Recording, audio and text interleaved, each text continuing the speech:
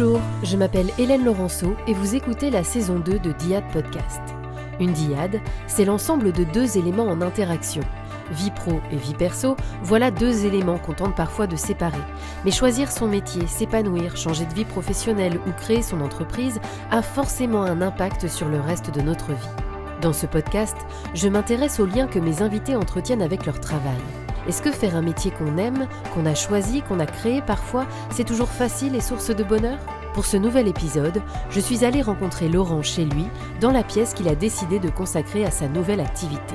Après une carrière dans le secteur automobile, il a complètement changé de voie à 52 ans en passant un CAP métier de la coiffure. Oui, car sa nouvelle activité, c'est celle de coiffeur-barbier. Une reconversion étonnante qu'il est tout simplement allé chercher dans ses rêves de jeunesse.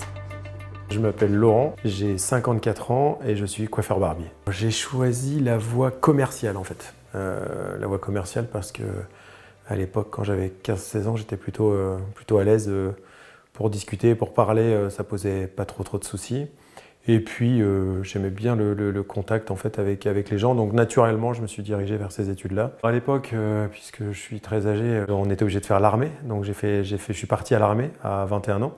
Et quand je suis rentré, j'ai commencé à travailler chez Darty. Et ça s'est très vite arrêté. Et là, j'ai commencé à avoir un vrai métier, puisque je suis rentré chez Van Piquichon, du groupe Danone à l'époque, pour vendre des bonbons et des gâteaux à Brest. Je suis resté 6 ans en fait dans la grande distribution. Ensuite, j'ai quitté complètement la grande distribution pour intégrer le milieu bancaire, puisque je voulais avoir en fait une expérience de comptabilité, de gestion de bilan, de gestion d'entreprise. J'y suis resté 5 ans. Et ensuite, je suis arrivé dans l'automobile en fait par le biais du financement. J'y suis resté jusqu'à ma reconversion en fait, donc pendant entre 25 et 30 ans. Ouais.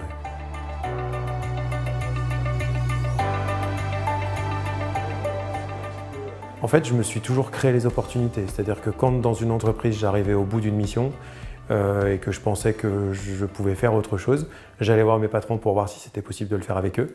Si c'était pas possible de le faire avec eux, je prenais mon CV et puis j'essayais de faire autre chose. Sauf dans l'automobile où j'ai pu évoluer en fait de finance service manager à l'époque, chef des ventes, directeur commercial, puis directeur de concession. Ça me plaisait beaucoup et avec le recul maintenant en fait, ça me plaisait beaucoup, mais j'avais pas l'impression d'être forcément toujours à ma place, quoi.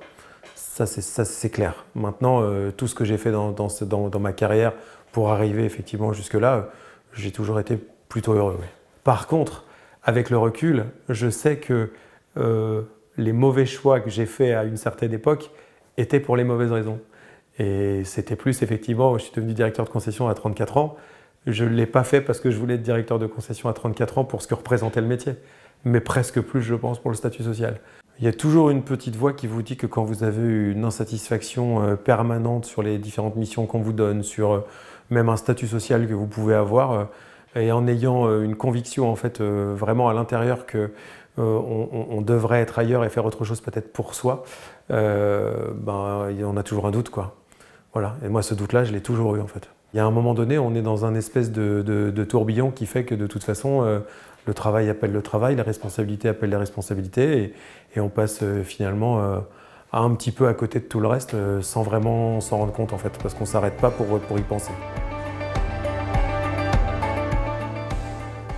Il y a eu plusieurs étapes. D'abord, il y a les bouleversements qu'on peut tous avoir dans la vie personnelle. Un divorce déjà, où là on repense un peu sa vie différemment, on a une idée de ce qu'on veut et de ce qu'on ne veut plus. Donc ça c'est un premier point déjà à titre personnel. Et puis ensuite on se remet effectivement à travailler, on se remet dans un moule qu'on connaît parce que c'est sécurisant, de retrouver des bases sur lesquelles on est plutôt à l'aise. Et puis l'âge arrivant, les enfants grandissant, on commence à avoir des envies aussi un petit peu différentes. Moi j'avais vraiment envie de me rapprocher de ma famille, j'avais vraiment envie de profiter de ma femme, de profiter de mon temps libre aussi. Et ce qui fait que ça a commencé à cheminer il y a 6-7 ans. L'idée de changer de métier, elle vient quand il y a eu le premier confinement. Je suis rentré schématiquement le soir à la maison en sachant que le lendemain on ne repartait pas au travail, en disant à mon épouse je n'y retournerai pas. Je sentais que là c'était l'opportunité en tout cas pour avoir une vraie réflexion en profondeur, pour changer de vie. C'était l'opportunité, c'était maintenant qu'il fallait le faire. Tous les jours, je suis monté dans un petit bureau que j'ai chez moi là-haut et j'ai lu à peu près tout ce qui se faisait, ce qui se disait, ce qui s'écrivait sur la reconversion professionnelle. Et la lumière s'est allumée à un moment donné où je ne me souviens plus de son nom, mais je me souviens de ce qu'elle disait. C'est que dans un podcast en fait, sur la reconversion, une coach professionnelle disait « Si vous voulez vous reconvertir, ce n'est pas la peine d'aller chercher forcément très très loin dans des métiers inaccessibles, impossibles. Rappelez-vous de ce que vous vouliez faire quand vous aviez 15-16 ans. » Et souvent, on a ces rêves-là, à ces moments-là, qui peuvent se concrétiser quand on a un peu plus de maturité. Alors la maturité, évidemment, à 52 ans, je me disais que je l'avais un petit peu acquis. Et ça m'a allumé la lumière tout de suite. Je me suis dit, mais c'est ça qu'il faut que je fasse, quoi. Le métier de coiffeur-barbier, c'est quand j'avais 14-15 ans, en fait, que je voulais le faire. Mais j'en ai parlé à personne à l'époque, puisque l'image, en fait, que reflétait cette formation à l'époque, pour les garçons en tous les cas, était extrêmement typée, extrêmement préjugée. Et je crois qu'à l'époque, je n'avais pas tout à fait envie d'assumer ce côté-là, donc je l'ai un peu enfoui au fond de moi et c'est resté à l'endroit où ça devait rester. Quand on a mon âge, enfin quand on a 52 ans, quand on a ce type d'envie, on n'est pas tout seul. Donc la première chose que j'ai fait, c'est que j'ai descendu l'escalier, je suis allé voir mon épouse et je lui ai dit voilà, je sais ce que je vais faire. Et évidemment, elle attendait avec impatience que je lui dise ce que j'avais trouvé. Et quand je lui ai dit que je souhaitais ouvrir mon salon de coiffure barbier et que je voulais faire ça à la maison, elle a ouvert des grands yeux, mais en même temps, elle s'est très très vite rappelé qu'il y a 14 ans, quand on s'est rencontrés, je lui avais déjà parlé de ce métier que j'aurais aimé faire. Donc elle m'a dit mais si c'est ce que tu veux faire, vas-y, quoi, fonce. Donc à partir du moment où elle m'a dit fonce, c'était un grand oui, j'ai pas senti du tout de réticence. Je suis remonté, je me suis inscrit tout de suite au CAP des métiers de la coiffure. Et donc je suis retourné à l'école et j'ai la chance d'avoir ma meilleure amie qui a un salon de coiffure sur les Sables d'Olonne, Corinne, qui m'a dit il est hors de question que tu fasses ton apprentissage ailleurs que chez moi. Donc je suis allé aux Sables d'Olonne pendant 1 an, 3 jours par semaine, et puis j'ai travaillé ici dans mon salon que j'ai construit tout de suite en fait dès que j'ai su que j'allais faire ça. Toute ma théorie, les têtes à coiffer, etc. Tout le processus pour obtenir mon diplôme en fait en juillet 2021. Quand on revient en fait du confinement, j'ai tenu ma promesse, c'est-à-dire que j'ai tenu autant que j'ai pu en fait jusqu'au jour où je me suis aperçu que de toute façon c'était plus possible, je ne pouvais pas faire les deux et je ne voulais pas faire les deux. Et j'ai eu la chance d'avoir une direction générale à l'époque très compréhensive qui m'a laissé partir en fait en rupture conventionnelle. Et on a aussi cette chance-là en France de pouvoir avoir ce type de dispositif qui vous permet à un moment donné de pouvoir quitter en étant sécurisé. Et donc la première année, j'ai pu en fait faire ma formation en ayant en fait mon salaire via le Pôle emploi. Tout ce qui était théorique était à distance, puisque en fait, comme j'étais titulaire d'un BTS Action commerciale, toutes les épreuves en fait générales, j'en ai été dispensé, et j'ai passé en fait les épreuves professionnelles. Donc je me suis retrouvé dans des classes par contre pour passer mes diplômes, à passer des oraux avec des gamines qui pouvaient être mes filles, 15-16 ans, voilà, et avec des examinateurs un peu étonnés effectivement, parce que je crois que j'étais le doyen sur cette session-là. On se dit, est-ce que j'ai vraiment bien fait de faire ce truc? Dans quoi je me suis embarqué? On change complètement de rythme de vie, mais ça c'est ce que je souhaitais. Et puis on se sent petit à petit beaucoup plus libre. On pose des enclumes et voilà, on est là avec l'essentiel, quoi. Je pouvais m'occuper de ma fille, je pouvais être un peu plus avec ma femme, je pouvais faire un peu de sport, et en travaillant dur à côté, mais en étant chez moi, c'était une liberté que j'avais jamais connue, quoi. Le plus important, c'était mon épouse, mes enfants, mes belles-filles, mais tout le monde là-dessus me connaît un peu, ils savent que je suis capable de temps en temps de faire des choses, moi, parfois qui changent un peu de l'ordinaire, en tous les cas, on va dire ça comme ça, mais ils m'ont tout de suite dit mais fonce, quoi, vas-y, si c'est ça qui te fait plaisir, roule, quoi. Donc j'ai eu un soutien complet de ma famille, de mon entourage proche, de mes parents même, qui n'avaient jamais entendu parler de ça et qui se sont dit il va devenir coiffeur. Bon, si c'est ça que tu veux faire, vas-y, fais-le, c'est pas un souci. Et après, dans l'entourage, il y a toujours en fait des gens qui s'amusent à effectivement projeter des choses un peu bizarres sur vous, à savoir lui, il ose le faire, et donc ce serait quand même vachement bien que je le décourage de le faire, parce qu'en plus de ça, peut-être qu'il va y arriver. Et il y a aussi cette notion-là. Après, moi, je ne me suis jamais trop posé la question de savoir ce que pensaient les autres de ce que je faisais, ou si je l'ai fait auparavant, en tous les cas. Aujourd'hui, j'ai vraiment passé l'âge de ça. Mais par contre, moi là, ce que j'avais vraiment envie, c'était d'être indépendant, que personne ne me dise ce que j'ai à faire, que je ne sois plus dépendant d'une hiérarchie, que je ne sois pas obligé le matin, le midi, le soir de checker des mails, de ne gérer que des ennuis, de gérer du personnel, même si j'ai adoré ça pendant des années. Là, j'avais plus envie de tout ça. J'avais envie de me gérer moi en gardant un lien social avec les gens. Et là, en l'occurrence, pour ça, salon de coiffure, c'est plutôt pas mal. Instantanément, à partir du moment où j'avais vraiment choisi ce truc-là et que c'était ancré et profond depuis très longtemps, je me suis senti chez moi tout de suite. Par contre, je ne dis pas que ça a été simple, parce que je me suis retrouvé effectivement dans un salon de coiffure au milieu que de femmes d'ailleurs. C'était un salon de coiffure qu'avec des femmes qui m'ont formé, très bien formé, mais qui m'ont aussi bien visité. Et quand on se retrouve à mon âge à faire des permanentes ou des couleurs sur des têtes à coiffer et qu'on vous parle comme un gamin de 15 ans parce que vous ne faites pas bien et parce que c'est un métier technique et qui est compliqué, parfois il faut ravaler son ego, enfin vous le déchirez, il n'y en a plus. Et il ne faut pas oublier l'objectif par contre, et à partir du moment où on sait ce qu'on veut, et moi je savais où je voulais aller, voilà, ça s'est passé, ça s'est très très bien passé.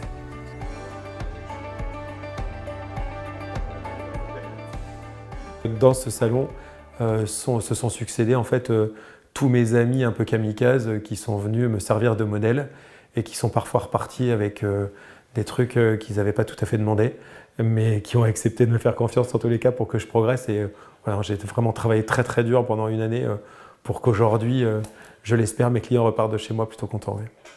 Ouais, ça a amené un stress supplémentaire parce que quand ce client est arrivé, je me suis tout de suite mis dans l'expérience client que je voulais lui apporter.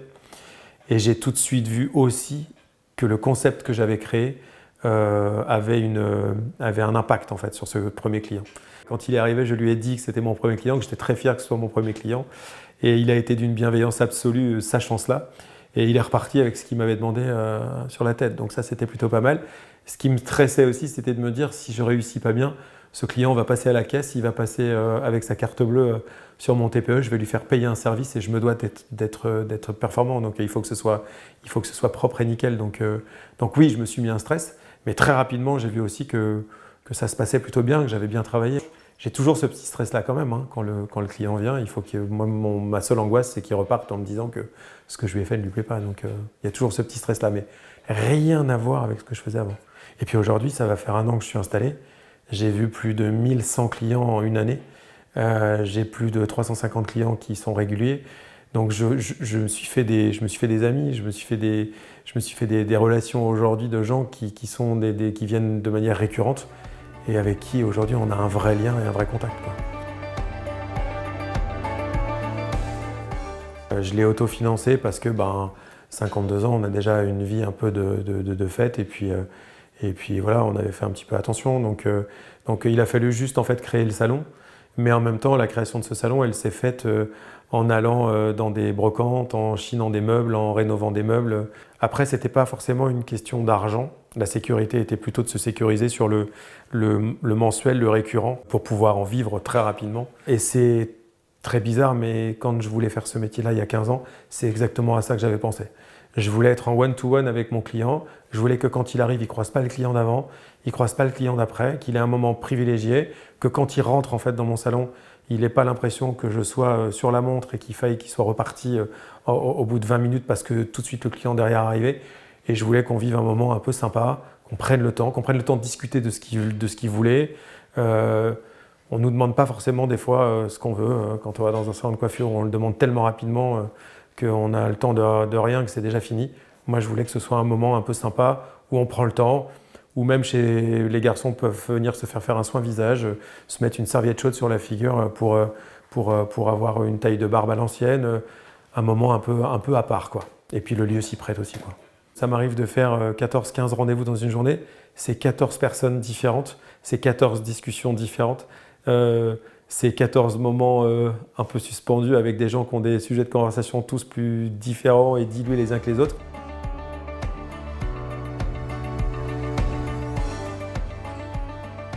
Le démarrage de l'activité sur la première année, il a été que je ne me suis même pas posé la question de savoir s'il fallait que je prenne un jour de congé ou pas. Il n'y en avait pas. Donc j'ai bossé du lundi au samedi soir, non-stop, pour lancer l'activité. Effectivement, par contre, je me suis rappelé, et mon épouse me l'a rappelé aussi, qu'à un moment donné, j'avais aussi fait ça pour aussi prendre peut-être un petit peu plus de temps. Et en même temps, c'est aussi un métier passion. Donc c'est-à-dire qu'on ne voit pas le temps passer de la même manière que quand on est sous des contraintes. Moi, je n'ai pas de contraintes, je travaille chez moi. Par contre, j'ai décidé là, il n'y a pas très longtemps, effectivement, de me prendre 2 demi-journées dans la semaine pour pouvoir souffler, pour pouvoir aller faire du sport et pour pouvoir avoir le temps de respirer et d'apprécier aussi ce qui m'arrive parce que pour l'instant, c'est une réussite et que c'est important aussi de prendre 2 pas de recul de temps en temps. Et puis, comme on va développer en plus d'autres activités, d'avoir le temps de s'en occuper, quoi. Quand j'ai créé mon entreprise, j'avais la chance d'avoir l'expérience d'avoir géré des entreprises. Et après discussion avec certains barbiers ou certains coiffeurs, je me suis aperçu que créer un salon pour un coiffeur lambda qui travaille depuis quelques années dans un salon, c'est compliqué. Et moi, quand je vois la vitesse à laquelle j'ai pu effectivement créer mon entreprise, j'aimerais bien maintenant pouvoir filer un petit coup de main à des gens qui ont envie de s'installer en leur disant que c'est pas si dur que ça ou pas si difficile que ça, qu'il faut juste avoir envie et le faire. Et si je peux être ce petit déclic pour ces gens-là, ce serait sympa. Donc moi, mon idée, c'est de pouvoir livrer un salon de coiffure en fait, sur 2 palettes à un coiffeur barbier qui voudrait faire partie de la Gentleman Team en licence de marque pour un prix qui sera relativement modique puisque l'intérêt sera de s'installer rapidement, de travailler rapidement. Par contre, pas avec un salon pignon sur rue, mais avec un salon qui serait un peu identique au mien dans un endroit atypique ou à son domicile ou chez lui.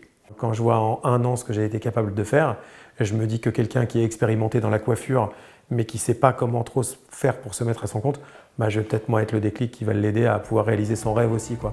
Et c'est important de pouvoir réaliser ses rêves, bien sûr. Moi, j'ai jamais été seul en fait. C'est l'avantage du truc, c'est que j'ai jamais été seul. Nous, on a une famille composée de 7 enfants déjà. Donc on a toujours du monde autour de nous. On est plutôt une famille soudée, assez proche. Donc on a aussi un tas d'amis. Donc j'ai jamais été seul en fait dans ce truc-là. Je me suis senti moins seul à faire ce que j'ai fait là que des fois dans le métier que j'avais auparavant où je gérais 80 personnes et où là j'avais plutôt l'impression d'être effectivement assez esselé, quoi. Mais je pense que les choses, elles n'arrivent jamais par hasard. Donc là, en fait, c'est arrivé clairement au bon moment parce que passer un CAP des métiers de la coiffure à 52 ans, une maîtrise de maître barbier à 52 ans, voilà, derrière, on se dit, va falloir en profiter un petit peu quand même. Donc c'était pile poil le bon âge pour moi. Je commence juste et c'est tellement sympa que j'ai la chance d'être en forme. Je touche du bois. Donc autant ça pourra continuer, autant je le ferai. J'ai envie de faire rien d'autre que ça aujourd'hui. Merci pour votre écoute et à Laurent pour son témoignage. À bientôt pour un nouvel épisode sur la chaîne YouTube et les applications de podcast. Abonnez-vous, laissez des étoiles et des commentaires, c'est le meilleur moyen de me soutenir. Merci.